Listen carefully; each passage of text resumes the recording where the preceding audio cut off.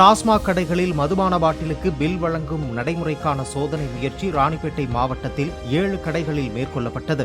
ஆற்காடு, திமிரி, வானம்பாடி, ரத்தினகிரி, ராணிப்பேட்டை, அரக்கோணம், நெமிலியில் உள்ள அந்த கடைகளில் மது வாங்க வந்தவர்களுக்கு பில்கள் வழங்கப்பட்டன. பில் வழங்குவதன் மூலம் மது பாட்டிலுக்கு கூடுதல் விலை வழங்கப்படுவதாக எழும் சர்ச்சைகள் முடிவுக்கு கொண்டுவரப்படும் என்றும், எந்த ரக மது அதிகம் விற்கப்படுகிறது என்ற தகவல் தங்களுக்கு கிடைக்கும் என்றும் அதிகாரிகள் தெரிவித்தனர். சோதனை முயற்சியின் போது பில் வழங்குவதில் உள்ள இடர்பாடுகளை கண்டறிந்து தொழில்நுட்ப வல்லுநர்கள் மூலம் சரி செய்யப்படும் என்றும், பின்னர் மாவட்டம் முழுவதும் பில் வழங்கும் பணிகள் மேற்கொள்ளப்படும் என்றும் அதிகாரிகள் கூறினர்.